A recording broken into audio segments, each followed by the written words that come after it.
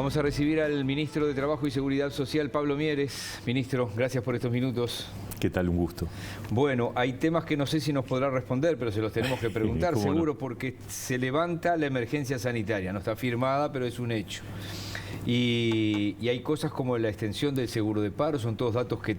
Sí. ¿Ya tenés algún dato de ese tipo? O... A ver, primero celebrar, ¿no? Yo creo que finalmente, después de 2 años y un poquito, podemos estar sin emergencia sanitaria. Me parece que hay una evaluación que es consistente con la situación sanitaria del país y marca una línea de salida muy valiosa que todos...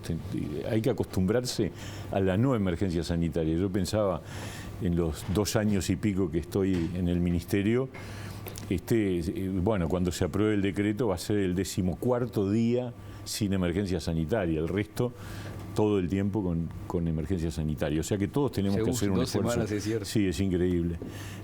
Todos tenemos que hacer un esfuerzo para readaptarnos a la normalidad, ahora sí. Sin duda que en los lugares de trabajo hay que analizar la situación. En el informe que saca el Ministerio de Salud Pública habla de que algunos lugares de trabajo van a tener que mantener ciertas características especiales, lo que tiene que ver con las residencias, con los lugares donde vive gente con vulnerabilidad desde el punto de vista sanitario. El tema de los aforos desaparece, aunque no en todos los casos. Todo eso lo tenemos que analizar. Mañana se reúne el Consejo Nacional de Salud y Seguridad en el Trabajo, el CONASAT, que preside el inspector de trabajo, y ahí van a empezar a analizar aquellos protocolos que se aprobaron en marzo del 2020, qué cosas quedan en pie, cuáles no, y obviamente también todos los regímenes especiales. Pero en términos generales, los regímenes especiales de seguro de paro... van hasta la fecha que estaba estipulada. Claro, exactamente. Estarán rigiendo hasta el 30 de junio, tanto el seguro de paro parcial como las prórrogas de los seguros de paro totales. O sea que eso no se va a tocar, va a estar vigente hasta el 30 de junio. Porque tiene que ver con los efectos que la pandemia ha tenido en la realidad de algunos sectores de actividad particularmente más fuertes que en otros, ¿no? Hay varios temas que han sacudido a puestos de trabajo, aunque se ha ido encaminando. Casa de Galicia, por ejemplo. ¿Cuál es la situación final o quizás casi final? Casi final. Bueno, a ver, yo creo que lo primero que hay que decir es que Casa de Galicia refiere a una mutualista que venía con graves problemas y con una situación que terminó de desencadenarse con la decisión judicial del cierre del 23 de diciembre del año pasado. Y la verdad, cuando uno mira hoy lo que hemos hecho desde aquella fecha a hoy, yo diría, los afiliados han sido redistribuidos en su totalidad entre las 5 mutualistas que cumplían con las condiciones para absorberlas. El viernes pasado se firmó el acuerdo para los trabajadores no médicos, con lo cual entre el 80 y el 90% de esos trabajadores van a incorporarse a las distintas mutualistas en proporción a la cantidad de afiliados que cada una de ellas ha alcanzado. Y el resto entra en un seguro de paro muy especial que tiene características, primero una duración de 1 año, segundo un nivel de remuneración de subsidio más alto. ¿Aunque trabajen en otro lado? No, si entran a trabajar en otro lado, no. O sea, el seguro de paro... Y si tenían otro trabajo, tampoco era para el que estaba exclusivamente ahí. Bueno, el seguro de paro va a estar vinculado con la situación laboral del trabajador, pero, repito, eso va a abarcar alrededor de entre un 10 y un 15%. El resto se van a incorporar a trabajar en alguna de esas 5 mutualistas. Con los médicos todavía hay un proceso de negociación, no se ha cerrado el acuerdo, pero las partes se van aproximando a una solución que también va a dejar seguramente a una porción de médicos sin una respuesta inmediata, pero es mucho más complejo con los médicos. Los médicos tienen diferencias en el tipo de vínculo laboral, algunos son dependientes, otros tenían contrato de relación laboral de dependencia, otros facturaban, vendían servicios. digamos, las dedicaciones horarias son muy distintas. Hay algunos que tenían dedicación total a la Casa de Galicia, otros parcial, a su vez los parciales hay distintos niveles. Y también se cruza con las especialidades. Entonces, cerrar el paquete médico es más complicado que el de no médicos, pero se está avanzando y yo tengo la expectativa de que podamos dar buenas noticias en el correr de esta semana, ¿no? ¿Esta semana entonces? Estamos avanzando para eso, vamos a ver. 2 o 3 temas más. Caja de profesionales. Sí, bueno.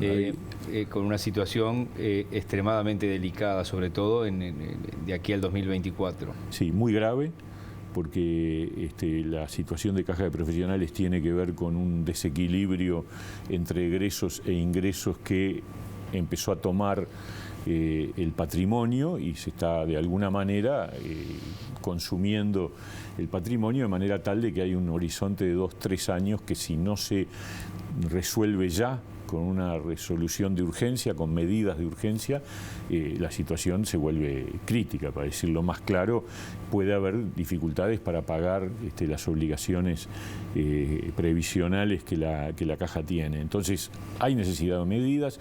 El directorio que asumió en diciembre lo asumió con mucha responsabilidad, ha elaborado un paquete de medidas que nos transmitió, porque que es una señal más que algo que mueva la aguja, me parece, ¿no? No, pero hay cosas que tienen que mover la aguja, porque si no, el trayecto descendente no lo modifica, nadie. Claro. Entonces, digamos, ellos pueden tomar algunas medidas administrativas, pero hay cosas que dependen del Poder Legislativo y por lo tanto... que tiene que ser la ley, no el directorio. Exacto. Concretamente, las medidas más potentes requieren de una resolución legislativa. Estoy hablando de los aportes de activos y de eventuales colaboraciones de jubilados. Esas 2 medidas, por lo menos, requieren ley, no se pueden tomar por definición del directorio, y algunas más probablemente. De todas maneras, estamos en un proceso de diálogo con el directorio y hemos escuchado también la voz de otros actores. Hay colectivos de profesionales que se han juntado a raíz justamente, primero hay agrupaciones gremiales que vienen de tiempo atrás, que obviamente ante la situación han reaccionado también planteando ideas, planteando su preocupación, y otras que se han juntado a partir justamente de esta situación de crisis. Nosotros hemos recibido delegaciones de distintas organizaciones.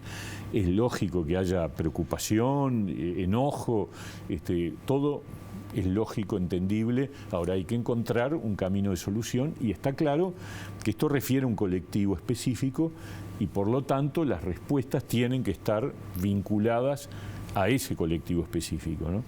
¿Cuál es el camino para una promesa que es la recuperación del salario perdido en el sector público, por ejemplo?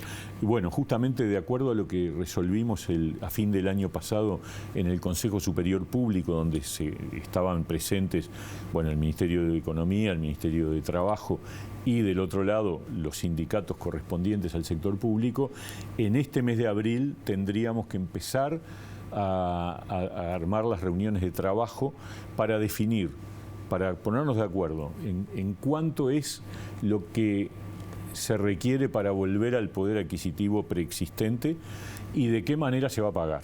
Esas 2 cuestiones que van a implicar distintas mesas de trabajo, una mesa de la enseñanza, una mesa de la administración central, una mesa de entes y una mesa del Poder Judicial, se van a poner a andar seguramente en la segunda mitad de abril, principio de mayo como máximo, y el objetivo es que antes de mitad de año podamos tener el tema zanjado y que en la rendición de cuentas algún artículo refiera justamente a cómo va a producirse el camino de recuperación del salario real. Acá nosotros tenemos un compromiso de que el salario real, tanto del sector público como del sector privado, se pueda recuperar al nivel prepandemia en el transcurrir de este periodo de gobierno. Por último, por hoy los jornales solidarios expiran en poco tiempo. A fin de mayo, sí. Y eso puede impactar obviamente en el índice de desempleo. Ciertamente, obviamente hay que ver. paralelamente el mercado de trabajo se ha reactivado. El dato de febrero vuelve a ratificar una baja del desempleo del orden de... está en 7,3, o sea que ya tenemos el trimestre último del 21 promedio 7,5, enero 7,4, febrero 7,3, son cifras alentadoras que hablan de que hay una posibilidad de acceso al mercado de trabajo mayor que la que existía el año pasado. De todas maneras, esa gente que fue reclutada por los jornales solidarios es gente particularmente vulnerable, con capacitación más baja. Obviamente vamos a ver qué es lo que ocurre. La cantidad de trabajadores en jornales solidarios equivale a un poquito menos de un punto de la población económicamente activa. Por ahí va a andar. Pero no creo que todos terminen en desocupación. Probablemente otros, algunos tengan posibilidad de acceder a alternativas laborales y otros probablemente no.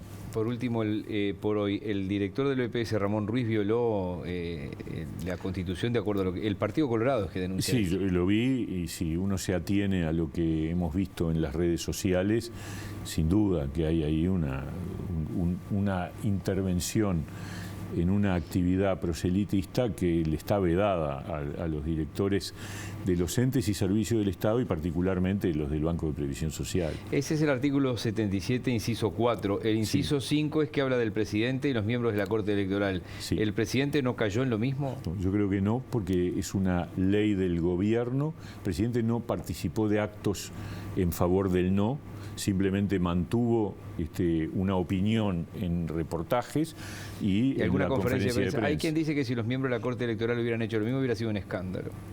Porque están en el mismo artículo. Los miembros de la Corte Electoral... Están en el mismo artículo que el presidente, en el mismo inciso. Sí, obviamente que cuando tú estás en la Corte Electoral tenés que mantener una neutralidad a todo... máxima. El presidente de la República estaba en una situación en donde él no podía asistir a actos partidarios. Sí, la otra biblioteca dice que él defendía su ley, que defendía una ley del gobierno. Ciertamente, como todo el gobierno lo hicimos, ¿no es cierto? Obviamente que nosotros sin ninguna referencia en la Constitución, pero el presidente de la República para mí actuó dentro de la norma, no tengo ninguna duda, estoy convencido de que eso ha sido así. Me parece particularmente preocupante que el expresidente Mujica haya hecho un señalamiento cuestionando la conducta del presidente de la República cuando él era presidente en la campaña del 14. Yo me acuerdo de haber visto imágenes de Mujica, de fotos, carteles de Mujica presidiendo los actos de campaña del MPP y de otros sectores del Frente Amplio, ¿no? Y no lo impidió. Ministro, gracias por hoy. Encantado.